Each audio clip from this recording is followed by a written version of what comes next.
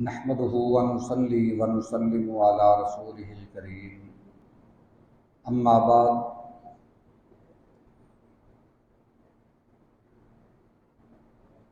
قال رسول الله صلى الله عليه وسلم سووا صفوفكم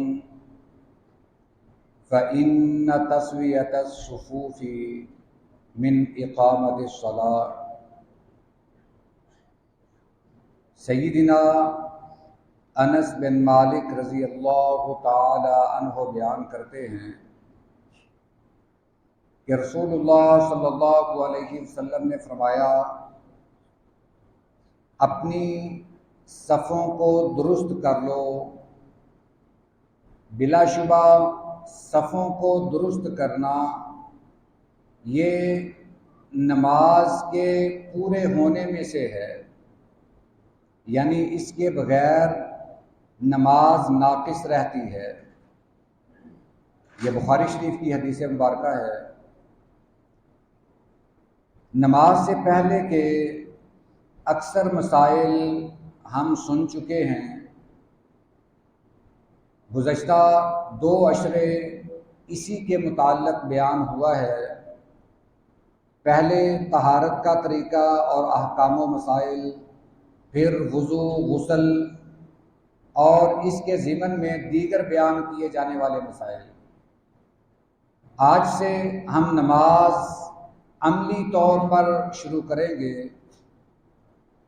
اور نماز کے لیے خاص طور پر نماز باجماعت کے لیے صف کی کیا اہمیت ہے وہ ہمیں پتہ ہونا چاہیے۔ یہ جو بخاری شریف کی حدیث مبارکہ پڑھی ہے، اس میں نبی کریم صلی اللہ علیہ وسلم نے فرمایا کہ صف کا پورا کرنا، صفوں کو برابر کرنا، صفوں کو ملانا، یہ تمام نماز میں سے ہے۔ ایک دوسری حدیث مبارکہ ہے، سیدنا نعمان بن بشیر رضی اللہ تعالی عنہما بیان کرتے ہیں، ابو داؤد شریف میں یہ روایت موجود ہے کہ نبی کریم صلی اللہ علیہ وسلم جب جماعت کروانے لگتے، آپ فرماتے رسو صفوفکم، اپنی صفوں کو ملا لو۔ یہ رسو کہتے ہیں جیسے ایک سیسا پگھلا کر کوئی دیوار بنائی جائے۔ آپ جانتے ہیں کہ سیسا پگھلا کر جو چیز بنائی جاتی ہے وہ کتنی مضبوط ہوتی ہے۔ آپ نے فرمایا کہ تم نماز کی صفیں اس طرح بناؤ۔ پھر آپ نے یہ وضاحت فرمائی کہ کندھے کے ساتھ کندھا ملاؤ اور پاؤں کے ساتھ پاؤں ملاؤ۔ ایک تیسری حدیث مبارکہ ہے، مسند احمد کی، اس کی سند صحیح ہے، اس کے راوی بھی سیدنا نعمان بن بشیر رضی اللہ تعالی عنہما ہی ہیں۔ بیان کرتے ہیں کہ رسول اللہ صلی اللہ علیہ وسلم نے فرمایا، واللہ لتقیمن صفوفکم او لیخالفن اللہ بین قلوبکم، اللہ کی قسم یا تو تم اپنی صفوں کو درست کر لو، نہیں تو اللہ تمہارے درمیان مخالفت اور اختلاف ڈال دے گا۔ یہ بڑی معنی خیز بات ہے۔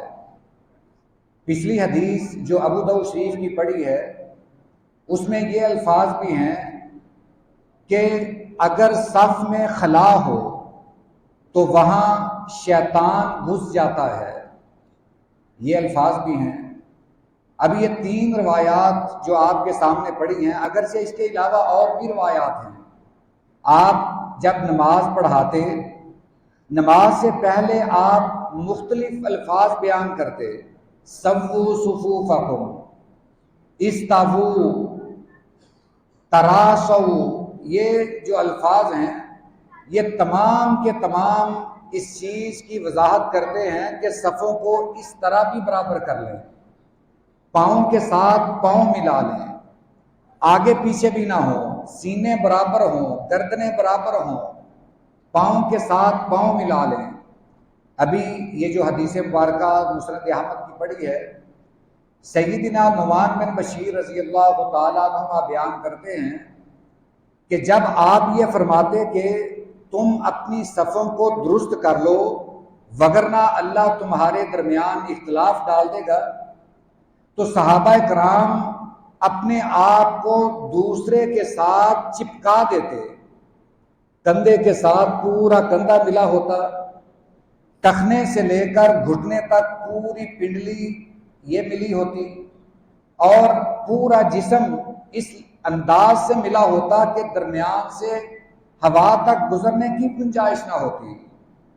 اندازہ کریں یہ صحابہ کرام کی صفیں ہیں، نبی کریم صلی اللہ علیہ وسلم کے دور کی صفیں ہیں، اور آپ صف کا کس قدر اہتمام کرتے ہیں۔ آپ نے فرمایا کہ صفیں اس طرح بناؤ جس طرح فرشتے بناتے ہیں، اور ایک جگہ پہ یہ بھی بیان فرمایا کہ صفیں اس طرح بناؤ جس طرح میدان جہاد میں بنائی جاتی ہیں۔ میدان جہاد کی صفیں اس انداز سے ہوتی تھی کہ درمیان سے کوئی تیر گزرنے کی جگہ بھی باقی نہ رہتی۔ آج اگر ہم غور کریں تو ہماری صفیں وہ صفیں نہیں ہیں جن کی نبی کریم صلی اللہ علیہ وسلم نے تاکید بیان کی ہے۔ آج اگر ہم جہاں کھڑے ہیں وہیں کھڑے ہیں، پوری نماز اسی طرح پڑھ دیتے ہیں، نہ پاؤں کے ساتھ پاؤں ملانے کا اہتمام کرتے ہیں۔ آپ کا ٹخنا دوسرے مسلمان بھائی کے ساتھ تب ملے گا جب آپ کا پاؤں بالکل سیدھا ہوگا۔ اگر پاؤں ٹیڑھے ہوں گے پھر آپ کا ٹخنا نہیں ملے گا۔ دونوں کے ٹخنے تب ملیں گے جب بالکل پاؤں کی باہر والی سطح سیدھی ہوگی۔